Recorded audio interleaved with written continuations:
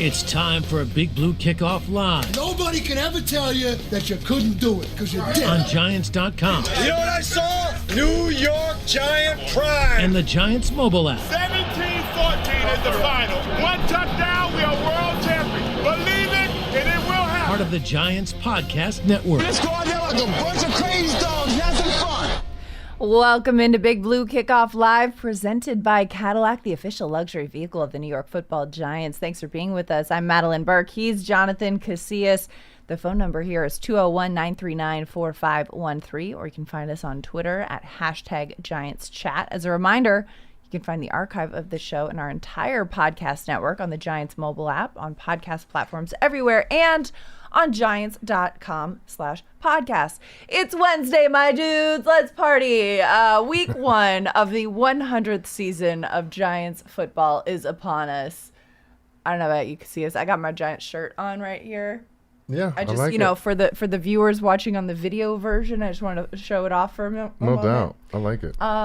Yeah, I'm in the spirit. Undefeated so far. 0-0? 0-0. Can't stop us. No, but I mean, spirits are high. Week 1, it's such an exciting time because anything is possible. Yeah. And there's a lot of excitement. We've been out here all spring, all summer, watching this team get into form. And now it's go time. Yeah. I mean, we heard from some of the coordinators today about getting ready for the game. But, as a player, when you get to this point, you've been out there just pads, shells, going against your own guys. Like, how eager are these guys to just go against somebody else? Oh, so eager. I mean, you talk about anticipation for months since the last game. You're looking forward to when that next game is, and the next game is after summer. Right in the beginning of fall. And it's like you're nervous, like the nerves are there, and it's like the biggest game of the year. You know what I mean? But it's the first game, right? And because you've been thinking about it, you've been thinking about that matchup, and playing defense. I'm like, who am I going to tackle? Like, what is this running back looking like? And who the old lineman I'm going against? And that's for months, Madelyn. Right. And that's the only game like that. Right. Everything else is like you got a few days to prepare for this opponent. But mentally, the Giants been getting ready for the Vikings basically since January. Right. New pieces came in March. New pieces came in the draft. New pieces came in right before training camp started. Greg Van Roten. There's guys that as soon as you sign, you're like, all right, who do we have first game? Right. So the anticipation is there, and like you said, you've been going against your own teammates and. A little bit of Detroit here, one Jets practice there, a little preseason action, but everybody's looking forward to this game. And, as a fan now, I mean, we've been looking forward too, it's all we've been talking about. Of course, we got to talk about all the free agency stuff, the draft picks and all of that good stuff, but this is the week that we've all been anticipating. Players, coaches, staff, every single person in this building, everybody in the Tri-State that's Giants fans, Minnesota fans, they're looking forward to playing the Giants. So, it's an exciting time of the year. It's the best time of the year. Football season is now. It's here. The most wonderful time of the year, some might say. I know people use that in December, but I'm talking about football season, yes, baby. Ladies and Which gentlemen. Which includes December and Christmas. It does. It'll be a December to remember, a September to remember, all of it. And, like you said, usually during the season, you don't want to look ahead, right? You don't want to be watching down the road, what's up next. But this game, this is the only game on the plate for a while, and Giants and the players and the coaches and all that have been preparing for this. I know the coaching staff was very deliberate of saying, okay, we wanted to be mindful of not putting too much too soon. So they really focused on the install of Giants scheme, Giants football, up until really this week when they started saying, okay, let's start really diving into scouting Minnesota. But a lot of the veteran players on this team had been taking it upon themselves to dive in. And even some of the younger guys, too. Deonte Banks, Giants cornerback, was talking about how he is just chomping at the bit to go up against Justin Jefferson, a guy who just signed a huge $140 million contract this offseason, incredible wide receiver for the Minnesota Vikings. And he's like, I'm ready. I'm excited for this matchup. He's been zeroing in on that, too. Having this much preparation, I talk about as a fan, for example. This time of year for fans is about getting ready for the season and about fantasy football drafts. Yeah. And one thing that I think happens with fantasy football drafts is if you overanalyze it, if you overthink it, if you research it, you could think yourself into a hole and do that. Is that Is there ever a situation in which you're overthinking it, or is it just prepare? Yeah, you can overthink it. You can be like so hype about a matchup, like a Banks versus, Justin Jefferson week 1 matchup. That's a huge matchup, especially you talk about, a second-year corner who had a pretty decent rookie year. Who's looking to prove something. Definitely. And Justin Jefferson is the best wide receiver in football. They paid him rightfully so. The guy is spectacular. Another LSU receiver that just had success right away. But it's looking at the Giants, you talked about them focusing on themselves, and they have a new defensive coordinator in Shane Bowen, so the turnover, it's like cover 2, still cover 2, cover 3, but there's little tweaks here and there where you have to align certain ways, and then red zone, like everybody red zone defense is different. So the terminology probably a little bit different than what they're used to.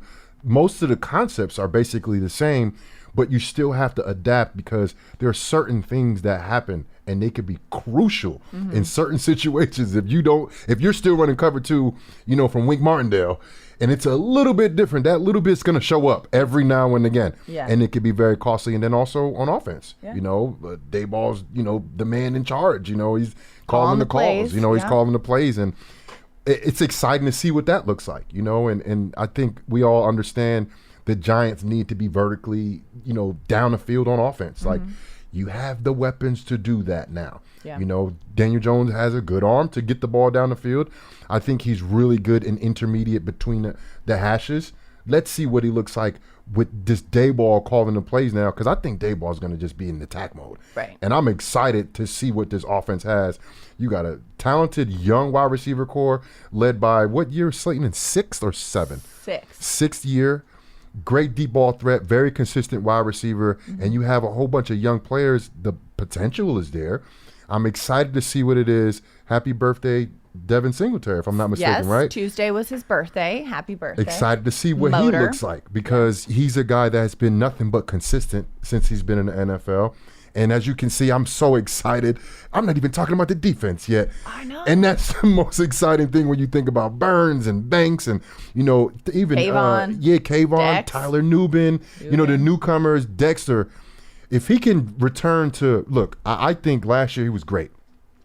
One of the best players in the league. I think in 2022, he was the best player in the league. The defensive player, at least. There you go. And that's even with Aaron Donald still being around. Yeah. And if he can get back to like being the number one, not one of the best, the number one player in the league on defense, which I think he's that guy, but it has to, manifest itself and show up on Sunday and throughout the season, the Giants are going to have a really good season, especially defensively. Absolutely. And you mentioned, one of the best players in defense. One of the things he said this summer, he was like, my goal for this year is to not go to the Pro Bowl alone. Yep. He knows he's a Pro Bowl player. He absolutely is, but he wants to bring his teammates. He wants to have his buddies there along for the ride with him. And so I think that is like, I want to elevate the people around me as well. You talked about offensively pushing the ball down the field. We've seen that a lot in the summer, that Daboll has been just calling pass. They want to have a lot of pressure on Daniel Jones. They want to get him getting the ball out of his hand. They want to get him used to that and comfortable in that again, because of course, coming off that ACL, there's a lot to consider there, and we want to make sure that he feels good in his body and good with the protection behind this offensive line. The defense also, Shane Bowen, that's a really great point about the change in terminology, because with the new coordinator, as the scheme shifts, it's not going to be as blitz heavy. It's still going to be an aggressive scheme, but you're right, it is a different terminology, and what they call this, somebody may call that, and it could get tricky. Interesting thing, though, is Giants brought back Adoree Jackson this week. Adoree, of course, familiar with a lot of the Giants coaches and players in this building, but he's also familiar with Shane Bowen from his time in Tennessee. So he could be a little bit of that bridge. Adoree admitted, he said, hey, staying in shape in the offseason on your own is different than staying in football shape in training camp. So he's ramping his way up, but it's not uncommon for a player to get a call on Tuesday and play on Sunday. So unsure how much we'll see from Adoree Jackson, but I think having him back as a locker room guy is going to be helpful. As a player on the field, that second cornerback spot was still kind of in flux, and they needed a little bit more depth there. And just a talented, veteran, smart football player is going to be a great addition to this defense. Absolutely, and that's one thing I feel like the defensive back room collectively, from the safeties and the corners and the nickels, they kind of lack that veteran leadership. And maybe he doesn't come in and, play 60, 70 snaps. Maybe he's at 20, 30. But he has that wisdom. He has that on the sideline coach, the additional coach, the guy that was in the trenches for the last, 6, 7 years, how long he's been in the league. And he's played a lot of football. He's played a lot of good football. He's been on the other side of it too, but he has a lot of familiarity with a lot of opponents that the Giants are going to play, especially in this division. So I think adding him was great. He adds that veteran presence that I think is a must-have, especially in a really young defensive back room. You got a second-year corner with Fly's third-year corner. You got the young kid that we drafted this year. Drew Phillips. He's a first-year guy who's most likely going to be out there. Nickel. Probably the first, second snap of the game.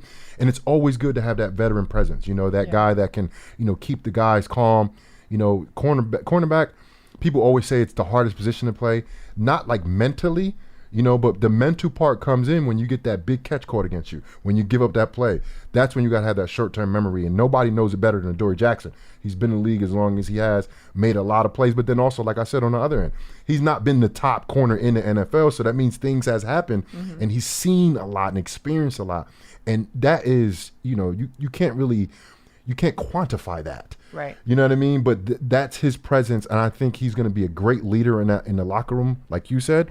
But most likely in that corner room, I don't know if he's going to start. I don't know what his role is going to be, but he's the leader. He's the unquestionable, experienced veteran in the room that I think every single position group needs. Yeah. And now you have a guy in Adoree Jackson who has familiarity with not just the Giants organization, but Shane Bowen's scheme. And could be that bridge, too, in those moments in which it's like, wait, what is this? How do we translate that again? Yeah. What's this? Yeah. So it's like, I think we all kind of, thought that the Giants needed to address the cornerback position, given Flott kind of has been in and out of the rotation for basically his whole career. Yeah. So bringing in him, Adoree Jackson, you got Nick McLeod, you got, all the young, a whole bunch of young DBs out there. Children. No, yeah, compared to him, like, right. It's so crazy because, like, he's going to come in and they're going to be like, what up, old head? And it's like, bro, I'm only 27 years old. Exactly. And then I'm over here thinking like, wow, I better get my AARP card. Listen, the first time I got called old head was here in New York. In my first year, I was 2015 or 16, whatever year Jarrell Adams was drafted, the tight end. Oh, and he come in and was like, well, what up, old head? And I'm looking like,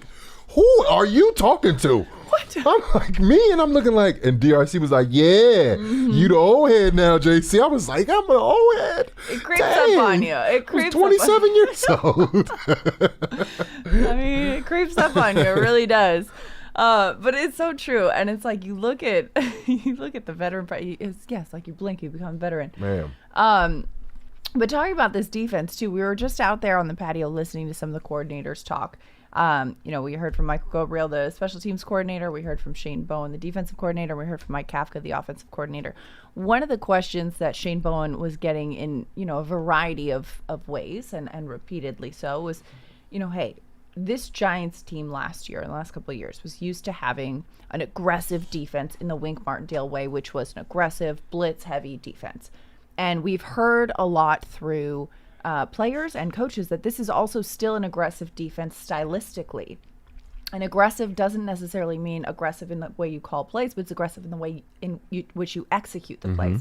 Now, Shane Bowen's defense is more reliant on the front four and in a different way. So as a defense player, as a linebacker, I want to put it to you to kind of explain or articulate to our listeners and our viewers how Shane Bowen's defense is aggressive in a different way. Well, this is the thing. So when you go against a aggressive play caller like a Wink Martindale, right? And I'm talking about offensive guys, offensive linemen, receivers, the quarterback, the OC, the head coach, like everybody understands that whatever percentage or whatever time that you were getting the ball out before against Wink Martindale, you have to cut that number down. Right. Because his blitz percentage is at such a high rate that you cannot hold up most of the time because he's adding extra blitzers that you can't block for. Right. So now the ball is coming out a lot faster, right?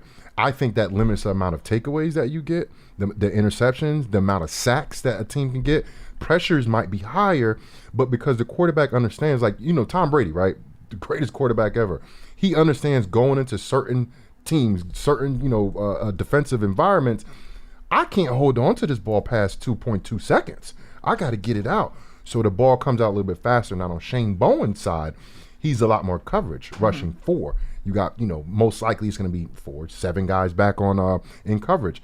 That allows for the quarterback to feel almost like a false sense of security that they have a little more than 2.5, 3 seconds to hold the ball. Then if you got a guy like Brian Burns that's beating the crap out that tackle, Kayvon Thibodeau's doing his thing. He had 11.5 sacks last year. I think with the addition of Brian Burns into this defensive scheme, a dominant one technique in Dexter Lawrence, a young pass rusher in Elijah Chapman, let's see what he can do as a standout rookie, undrafted kid that's going to be playing. Track meet running down a running back. That's going to be playing a lot in this defense. I expect them to pin their tails back. So that's the aggressiveness. It's more of the offense kind of having like a little bit false sense of security, but you got premier pass rushers that are dominating on the outside and that are getting back to your quarterback probably in the same amount of time as a sack would, but the quarterback has that false sense of security that I actually have time. Right. Because there's 7 guys back in coverage. I have to let these routes, boom, he gets hit. Yeah. You know what I mean? Like it's a little bit different because it's not adding that extra guy, the free guy blitzer, he has to make the sack. No, guys going to have to beat guys. Right. But now you have a very capable front 4. Kayvon, like I said, was great last year.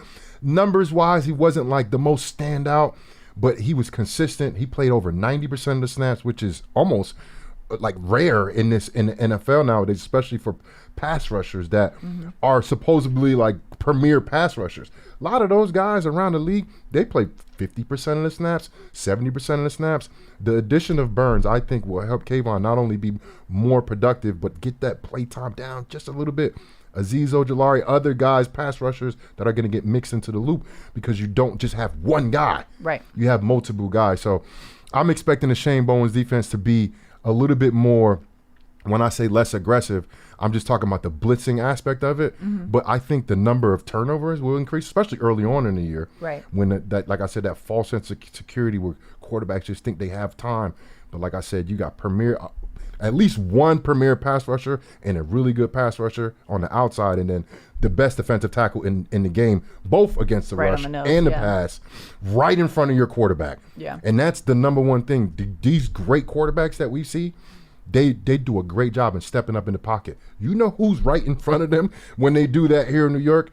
It's the best they tackle in the league, Sexy Right Dexy, here. hitting that dance. Yep. Pushing whoever, the guard, the center, both the guard and the center, right in the quarterback's lap. So when you have guys like that, it really doesn't matter what scheme you have if they're beating the crap out of a guy right in front of them. That's what make a conservative defense aggressive. Right, exactly. So you've got a strong front 4 that is applying that pressure, and then you've got the back 7 that, you're looking at and saying, oh, I got time to throw it, but then you don't know if you've got the robber or the lurker coming through and closing in on the coverage. And it's 7 in coverage instead of 5. And then sometimes even Brian Burns is talking about, he's like, hey, sometimes I drop back in the cover. They change up the looks a little bit.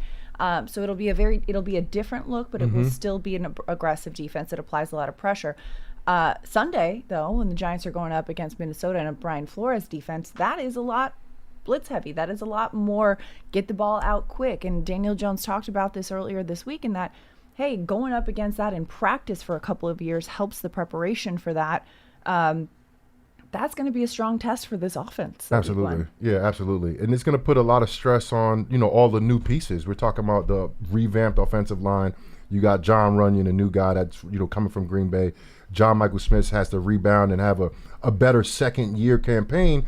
And then you have Greg Van Roten and then Illuminor, who basically played together for the last, I don't know how many years over in Las Vegas with, I think, one of the best additions that the Giants had with Carmen Brasillo. Yeah. And I think he's going to be able to elevate everybody's game, even Andrew Thomas.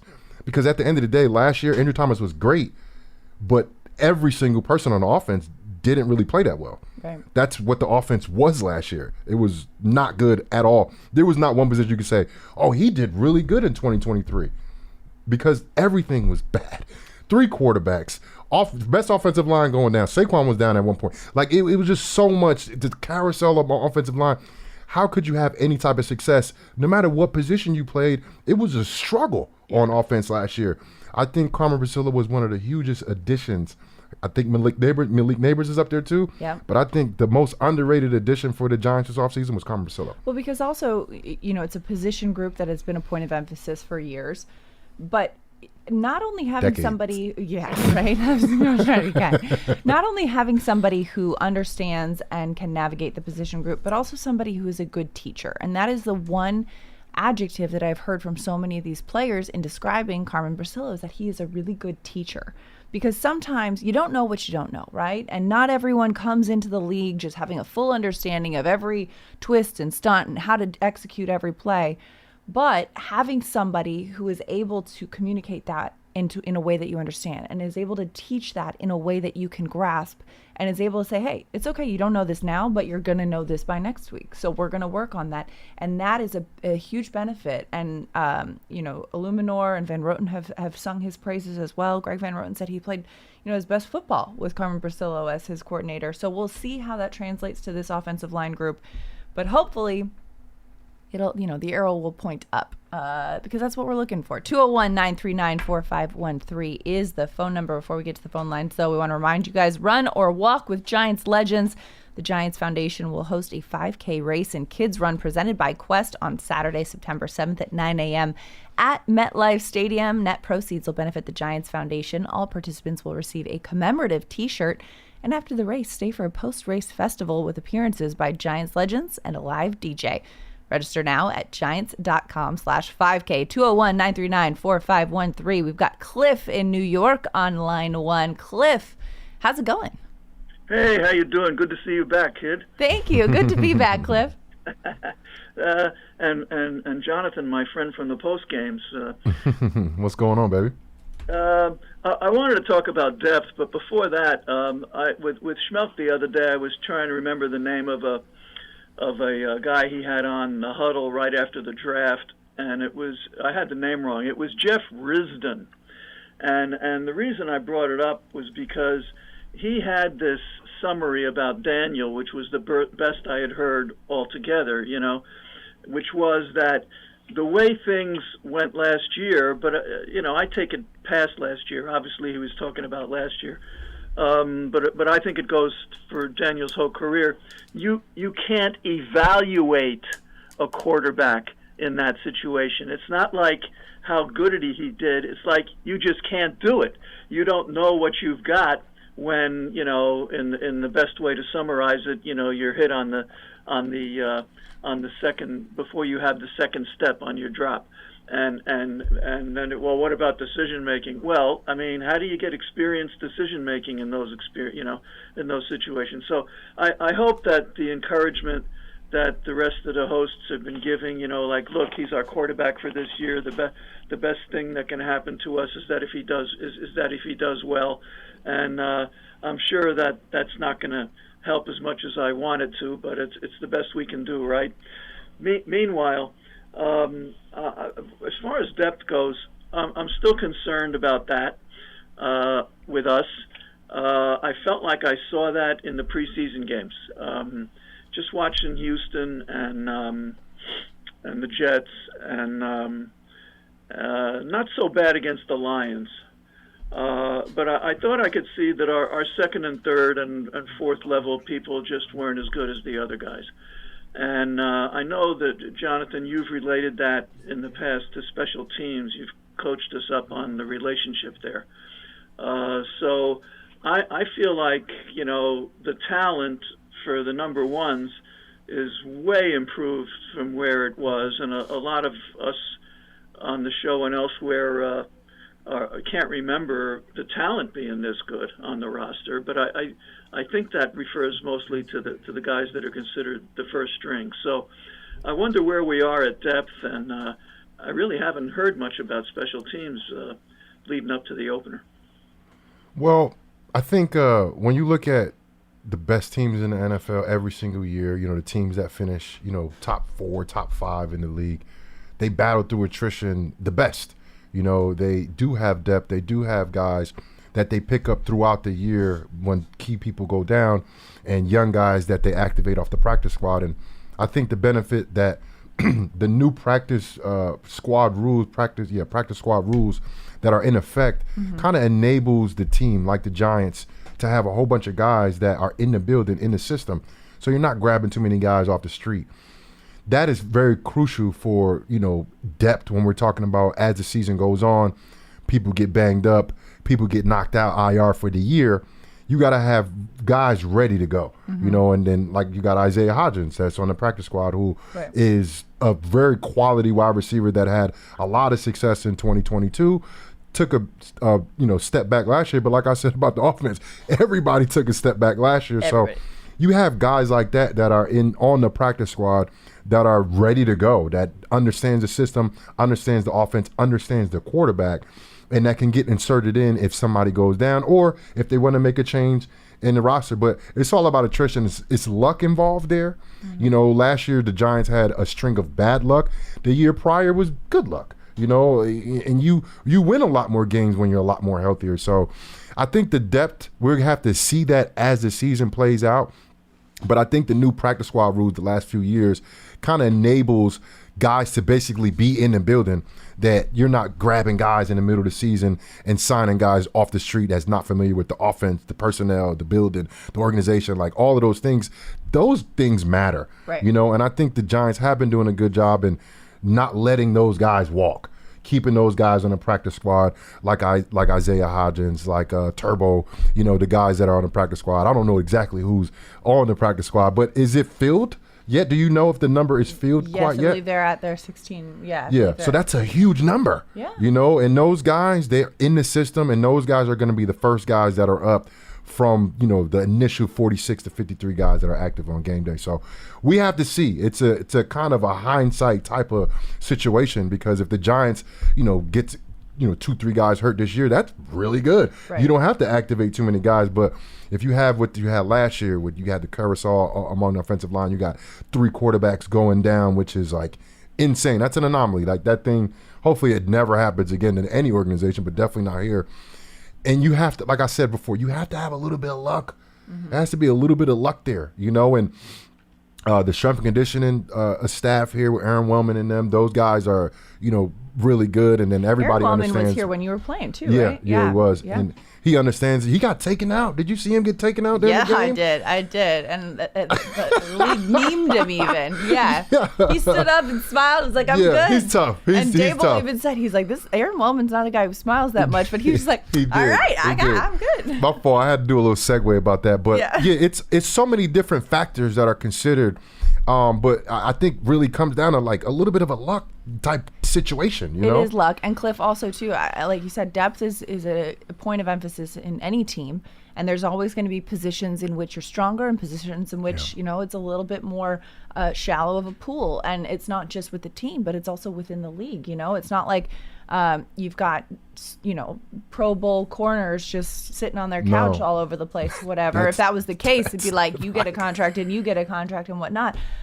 Sometimes it takes, okay, we're going to take the guys we got and get the best out of these guys, and also trying to say whatever our weaknesses in certain positions we can make up for in others in which we've got strengths. Yep. Correct? Yeah. Well, I was just thinking, in that regard, it was would there really be offensive coordinators against us who would look at us starting Nick McLeod at a corner and lick their chops? I mean, the guy seems like a capable player. I mean, maybe not as good as Adoree'. I mean, is there that big of a drop-off? Well, we have to see. We have to go out there. We have to see. Every year is a different year. Some corners have really good years. Like, we're talking about the top corners in the league, right? They're not, like, consistently great every single year. When I say that, Gilmore, right? Gilmore is a Pro Bowl, all-pro type of guy. He's had great years, and then the year after, he maybe not had that great of a year. Yeah. Which is why he was able to sign with Minnesota from Dallas. Right. And offensively, they look at, where the matchups are. So for me, I don't really see the Giants having a corner that doesn't, like, you got a Justin Jefferson coming in. Then you have, McLaurin, right? Week 2, the Commanders. And first of all, every team has a top wide receiver. Right. Every team, if the other team doesn't have like that prime, premier, all-pro type of corner, they're going to think they have to have advantage, because that's how the offenses are now, you know, in the league. And they're looking for all of those matchups that they can exploit throughout the game, given that the different schemes, the different formations, the different personnel groups that they have. So I don't want to say they're just looking at, you know, the defensive back room saying like, oh, yeah, we're going to be able to, you know, isolate these guys or whatever. That's what they do on a consistent basis. So it's not just the corners you got to worry about. It's the linebackers that are in coverage. It's the safeties that are in coverage. And, you know, as of right now, the Giants are young. They have a lot of talent, but a lot of unproven guys that will be playing early. So guys will be tested, Cliff. And look, I expect, just like I expected Banks to at least get, I wouldn't say struggle, but baptized, you know, to a certain extent, because like there's a lot of guys that he's going to play that has 5, 6, 7 years of experience, 1,000-yard receivers, double-digit touchdowns that he's going to have to cover probably by himself throughout a lot. Will he win those most of the time? Probably not, because these guys been doing it for so long. You understand what I'm saying? Like it's hard, but what you can't do is allow like that one play to let it beat you. And you got to go out there and keep competing. And that's what I saw from Banks last year. It didn't matter what happened to play before. He's going to go attack that next play like it's a new play. And that, for me, is the promise that I see with a kid that has worlds of athleticism, worlds of talent. And then also Flott, too. Flott's the same type of way. He just hasn't been on the field to really show us during the regular season. But there's promise there. But you got to believe they think, especially Minnesota, they think they have an advantage anytime somebody lines up against Justin Jefferson, because he is the best receiver in the league. Yeah. And you should be thinking that way. So. Yeah. Well, one more thing, if I can remember what it was. Sorry, I'm so long-winded on my response. I got things to say today. Well, a couple of things. First of all, I think it was real smart of Adoree to let Drew Phillips have his number, because when Drew Phillips makes a lot of great plays, a lot of people are gonna think that's Adoree, number 22. so that was smart. Question I had about the MVP voting in the NFL. Is it like in baseball where you can see the top 10 vote getters based on who got the most firsts, seconds, and thirds, and you see like the top 10 that way? Do we have that opportunity with the NFL? I've never seen it. Pearson, do you know about that? I don't think so. I believe so, but I'm not certain. I'm not certain. I know they know. Well, they have like the top three. I know that. Right? Yeah. I don't know that we see the entire breakdown of the ranked choice votes and all that, but I know that there is. Like first place, second place, third place, right? Yeah, like how many, yeah. I don't know. But at least, is there like a ranking of how they finished totally? I mean, regardless of how it's done? Unclear. Yeah, I'm not really certain. Might be a whole bunch of subjective ones out there, What I'm getting at is that I have a prediction. Okay. All right. Which is that somewhere, if there's a top 10, I think Daniel Jones is going to be in it. Wow. Okay. Cliff That'd predicting Daniel Jones top 10 of the MVP votes in 2024. That's it. All right. I don't predict records like I did last year with my 12-5. Nobody got on me for it. All right. but I did have Dexter for his breakout year, so I'm looking for Daniel and really pulling for the man. Well, your lips to Roger Goodell's ears. Cliff, thanks so much for the call. Have a great one. I want to remind you guys, it's free and open to the public. The Giants Fan Fest will take place on Friday, September 6th, presented by Wendy's at MetLife Stadium. Doors opening at 5 p.m. We'll celebrate 100 seasons of New York Giants football with a ceremony honoring the top 100 Giants, plus autographs and panel discussions by Giants legends, historic displays, photos with the Lombardi trophies, and an incredible drone light show and fireworks show to end the night. Get your tickets now by visiting giants.com/fanfest. 201-939-4513 is the phone number. We go back to the phone lines. JJ in Connecticut, you're on the line with Casillas and Madelyn. What's up, JJ? Hey, Madelyn. How you doing, Jonathan? First off, I just want to start off by saying I'm a first-time caller, a long-time listener. Welcome. Jonathan, I just want to say thank you so much. I was there that first the first practice game against the Lions, and you signed my football. I just really appreciate that. No doubt, man. The one thing I really wanted to get across is we got to really pull for Daniel Jones this year. Like, Daniel Jones, I don't see anything besides him. I think with this year, and I don't see us being in the top 10 for draft this year. I don't see any quarterbacks landing to us. I think Daniel Jones is going to be our guy that we have to stand behind and ride with. I'm not seeing anything in free agency either, so I'm really pulling. And the one thing I really want to ask for you guys is the corner situation. That's the thing that's been getting me worried pretty much throughout the whole entire off season, from last season to this season. I think that Dory Jackson coming back is going to help us. I'm a little worried about Deonte Banks. I love the draft pick. I loved it when he was first there. But watching him this preseason, watching him last season, he's very handsy. It got me worried a little bit when it comes to penalty-wise. Like, do you think he's going to be a penalty magnet this year with the way that he plays? I just kind of wanted to hear your guys' opinion. I think possibly Dory Jackson might have a shot for that number 1 spot. Put Banks on number 2 to learn a little bit. He's got some tough competition with guys like Jefferson, CD, and all those other good wide receivers are going to be facing, like Jamar Chase. So I just wanted to hear your guys' opinion on that. Well, look, cornerback is a very tough position to play, like we've been saying a couple times already today. But there's no way to predict that. Some referees are a little bit more, focused on the hands-on stuff like that. But hopefully he learns from his rookie year, because I think he did have a good amount of penalties in terms of like illegal hands and holding and even PIs. But he played already. Like, it is not like we've seen an unproven product, a guy that hasn't been out there, because he was out there for every single game last year, and he got baptized, as all rookies do. So he learned from it. But those are very costly penalties, and I think that's why it bothers you that much, because PIs down the field, those are spot penalties. Right. Unlike college where they're at 15 yards, these are, if it's a 40-yard pass down the field and it happened 40 yards, they're going right to the spot. So they can be huge momentum changers for the offense at the time. So I understand it. There's no way to predict that, though. But Daboll wants a disciplined team. And I think some calls are, kind of like on the whistle, like really close, to the belt, kind of like the bang bang plays. But, I don't think, Daboll is going to accept and allow kind of the undisciplined plays, like the, pre-snap stuff and, just people not being like making athletic football plays, and I think that's what he expects. So, he has these guys at a high standard. He's not allowing things to slide underneath the radar. I know he's preaching it and coaching it every single week.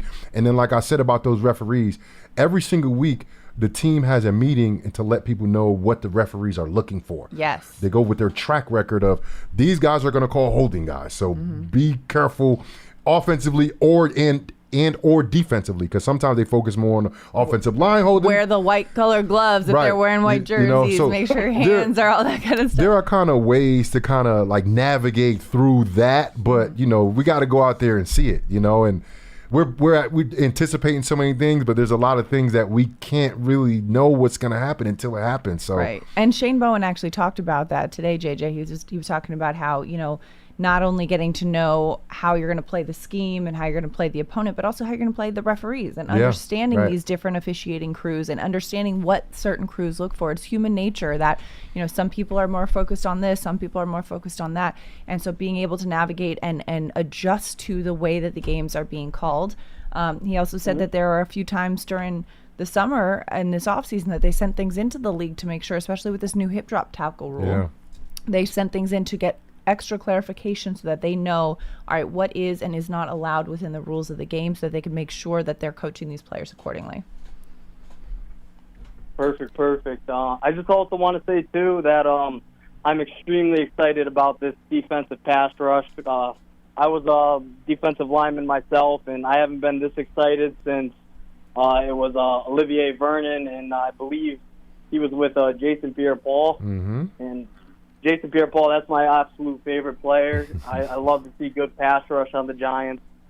Besides that, a bold prediction is I think we're going to have, I don't know how bold it is, but I think we're going to have 2 1,000-yard receivers, one in That's Neighbors, pretty bold. one in Wandell Robinson. I think Wan'Dale's going to get the most touches this year. I have a weird feeling about it. I think he's a great player, so I think he's going to get the most touches. And, I definitely see double-digit sacks on both sides with Thibodeau and Burns. I love it. Besides that, I like it. all I have. Appreciate you guys taking my call. Big fan of the show. Thanks you, so brother. much, JJ. First time caller calling Yeah. in today with some great bold predictions. Yeah. Too. Very bold. Very Very bold. What bold. was Cliff's again? It was Cliff's is that Daniel Jones will be in the top 10 of MVP voting. okay. Which lot of I bold. also really respect. A hat tip to Giants fans, just like standing up for number Yeah. 8, saying like, no, that's my quarterback, Yeah. and you know what? I respect it and I appreciate it. But this is the great thing about the NFL. You just never know, what's going to happen, how the season's going to go. And even midway through the season, right? You look at last year's season, right? Midway through the season, who's the best NFC team? It was out of 2 teams. It was the Eagles or the 49ers, right? And midway through the season last year, the Chiefs were struggling. Right. The Exactly. receivers couldn't catch a cold, and this is during Mahomes the was season. looking This is off. not preseason. This is during the season. season. And So then the even- tides changed. And the tides change. So you just never know what's going to happen. You never know, like, if Daniel Jones is going to show us even more than he showed us in 2022. Right. Because his statistics weren't crazy. He was just very efficient. Efficient, yep. Which And efficiency wins games. efficiency and momentum too. I mean, you look at the way that things went in 2022. They won the first couple of games. They got Yep. some positive momentum. Dable called go for it on 4th down. They got the first down, then they scored on that drive, and then it was like, okay, we believe in this team, we believe in these players, and they won a lot of those games with the razor thin margins. Yep. 2023, some injuries hit early. The momentum, the air came out of the balloon, and Quickly. those same games with the razor thin margins, the Giants were on the other side of it. Yep. So the key is that there's a lot of games that are decided by 1 or 2 plays, and being on the winning side of that is going to help exponentially. Oh, yeah. And then, it's always good to have a little luck on your side, like I said Right? earlier, in terms of, injuries and then the way the ball bounces. That's a real thing. That is a real thing. That's a real thing. That is an actual real thing. But that's the exciting thing about the NFL. There's only 17 games, right? Every single game matters. And look, I love the NBA, but the NBA is not like the NFL in terms of there are guys that are resting and they're healthy. That does not happen in the NFL. It does not. Yeah, nobody's healthy scratching. Because you're like, what do you mean? I get to do this for a living. I get to play a sport for a living, and I Every just game- want to sit down and Every put my game feet is up. so important. Right. And I even love the way it's an odd number, because it used to be a straight 4 quarters of football. You divide into first 4 games, second 4 games, halftime, and then your last 2 quarters of 4 games. Now you have that and then an extra game at the end. Yep. Which is that week 18, which is the 17th game of the year. And that has been amazing the last few years. Yeah. The Giants playing, what was the Vikings the year prior, in that last, and then going to play the Vikings again. No, they played the Vikings, and then the last game, I believe, was against the Colts. it was- The Colts. But I thought the Colts was like No, because 16. they played the Vikings the 16th game, then they played the Colts and the Commanders, and they played the Vikings again in the playoffs. But Okay. it wasn't last Right. week. And then But they it was like- they beat the Eagles in the last game of last season. Yeah, and last season. So it's Yeah. like that has a special kind of deal on its own. And like you rewind to was it the Raiders versus the Chargers to make the playoffs a few years when ago? Brandon Staley called, and they were like, do they tie the game? Like that has added it's an like- extra element to this Yeah. 4 quarters of football. And it's like, well, had you called this play, we'd both be in. And had you called Yeah. this play, nobody. Yeah. It added an extra, week, which is like you never knew how it was gonna go, but it's like I'm excited for that last week of football, Right? Because there's Jazzed. always like 4 games that are like the whole playoffs matters with these 4 games, Right. So I love it, man. I'm love so it. excited. We're for so the excited. NFL. We're excited for week 18. We're excited for week 1. We're excited for the Giants Huddle podcast. Make sure you go and subscribe to the Giants Huddle podcast.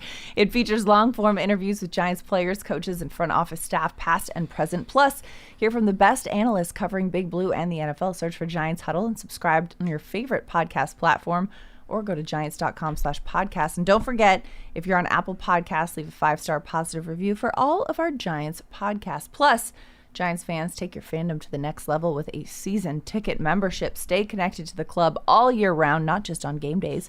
Memberships are now available for the 2024 season. To learn more about all the exclusive member benefits, visit giants.com/tickets.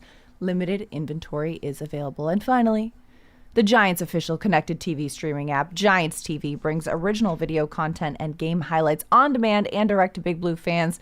Giants TV is free on Apple TV, Roku, and Amazon Fire TV, and on the Giants mobile app. 201-939-4513 on this Wednesday afternoon with Madelyn, Burke, and Jonathan Casillas. As we go back to the phone lines, we got Brian in Alabama. Brian, how's it going? Going well. Hey, appreciate it down here in Alabama. Appreciate the coverage y'all provide. Listen every day, so thank you very much. Thank you for listening. We appreciate you. Absolutely. Hey, I got on the call a little late, and so it seems like the last questions before me were about the secondary. And I did have a Deonte Banks question. I read something over the weekend that, kind of criticized his season, said he allowed 550-something yards as the closest targeted defender and 4 touchdowns.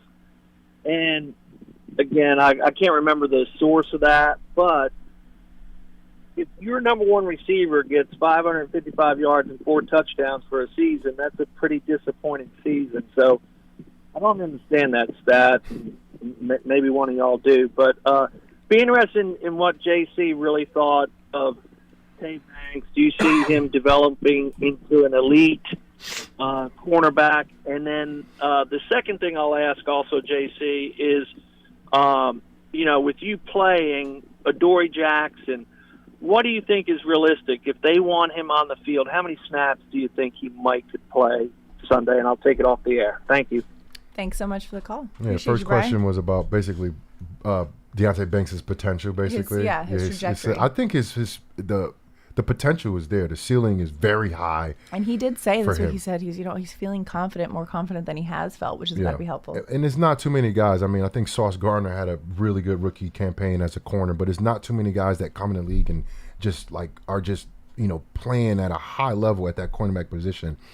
People don't understand the mental game that comes in to play when even the cornerback, where it's like you don't really have to be like as much as mental as like a middle linebacker, but it's so much that goes into it. And the curve from a college corner to an NFL corner is very steep. And I expect him to make a big leap this year in his second year, even though it's a different defensive coordinator and a different scheme. Like I said, the coverages are pretty much the same, apples and oranges in terms of like verbiage. But I expect him to make a leap because he got baptized last year as a rookie because he didn't understand the quality of wide receivers that he will face on a consistent week in and week out basis. You just don't have a barometer of that in college. You may face one, maybe two good receivers, maybe one elite receiver or two in your whole career in college. You're going to face one every single week. Sometimes you face two in a game, so I expect him to make a huge jump this year. And what was his other question? It was about Adoree, right? The other question was about Adoree, yes. About his amount. I don't think Adoree's going to come in and play 60, 70 snaps. I don't think he's going to play 100% of snaps. I mean, because, when guys come in at this point of the year, if they're on the street, it's very hard to just throw them in the mix, especially at the position where they've run so much. But I do expect him to play. I do expect him to be in the mix, in the rotation. Cornerback 2, I don't know if that's too much to ask, but definitely a cornerback 3, because, Minnesota are going to run a lot of 3-4 wide receiver sets where the Giants are going to need that extra person on the field. But, you have capable guys like Nick McLeod, and Flott is healthy right now, and he has a lot of potential. I think his ceiling is very high as well. And look, we have to evaluate these guys on a week-to-week basis, and then at the end of the season, we have to see what we just saw. And it's really hard to see what we saw from last year because it was a kind of a mess, last year. Defensively, not so much. But, when we talk about evaluating guys off of the year that they had last year, some guys are in and out of the lineup. It's very hard to do that. But the potential is there. They just have to go out and play the games. And the added rush, will help them. I think the added time that the quarterbacks think they have, I think will help them as well. I like it. I like that perspective on it, too. And it'll be an interesting thing on both sides of the ball, of course. Lots of questions about it. Week 1, though, we'll have some answers. Yeah, at least. for sure. It is interesting, too. Daniel Jones and Sam Darnold both kind of coming in with these similar narratives. Sam Darnold, though, former number 3 overall pick in 2018 on his 4th NFL roster. So we'll see if he has that redemption tour this season. Yeah, let's not do it. Not yet, 8th. though. Let's ease into that, Sam, if you don't mind. Week 2, maybe. Go ahead and do that. But yeah, winning builds momentum. The Giants are healthy this week in practice. Yeah. And everyone's practicing. Everyone's out on the practice field getting ready for this game. And today at practice, they actually had a special visitor, Rai Benjamin. He won 2 gold medals at the Olympics in Paris. He's a sprinter and a hurdler. Okay. He's out on the practice field. Yeah, I saw him in the calf. I was like, who's that? Out on the Giants bringing a new guy? In a Malik Neighbors jersey. He brought the gold medal. Nice. And GM Joe Shane walked by him and reportedly joked. He's like, hey, let me grab you a helmet and some size 12 cleats. And he's like, don't tempt me with a good time. But yeah, this man is quick, fast, 2 gold medals in the Olympics. Sprinter, hurdler, awesome. track star. And so it's kind of cool, right? I mean, as a player, when you've got other elite talent from other sports or musicians or kind of coming in to inspire you, I mean, I know that this team and a lot of teams around the league do that quite frequently, where they'll bring in somebody and say, hey, I know you're a fan of our team, we're a fan of you. But like, that's got to be, this guy's literally got a gold medal from the Olympics just chilling in the facility right now. Yeah, that's awesome. I mean, I remember the first time, was it Mariano Rivera? Ooh. And he did like the coin toss, and I'm just sitting there staring. I'm like, yo, that's the closer. Like, that's him. Right? It's awesome being around greatness, and he brought his gold medals. It's inspiring. Yeah. A lot of people watch the Olympics, and I know the Giants, we were here, doing, BBKL or whatever, and the Giants would always have it on in the cafeteria. So I knew they'd pay attention, and you got to respect the world's greatest athletes. Right, exactly. Because I know that like Super Bowls and all that we say like world champions and all that, but I know Amani Toomer World talks champions about of what? I know the Noah Lyles quote. World champions of what? The United States. But like Amani Toomer talked about how his wife was like, "Why do you guys call it world champions when it's just the U.S.?" And he's like, "Don't dampen my joy over here, my." But it is interesting, and like you said, the Olympics are a legit worldwide affair. It's greatness walking on that field today. Greatness, and I feel like that greatness is contagious a little bit. Yeah, hopefully, give me soak a little bit of that up and get a little of that gold loving. Right, exactly. All that glitters is gold and blue. Let's get a little blue in there, I like too. that. All right, well, that's our show for today. So it's Wednesday, my dudes. It's been fun. Thanks for listening to today's episode of Big Blue Kickoff Live, which is part of the Giants podcast platforms everywhere and giants.com/podcast. Big Blue Kickoff Live is presented by Cadillac, the official luxury vehicle of the New York Football Giants. For Jonathan Casillas, I'm Madelyn Burke. We'll see you guys next time, and happy week 1.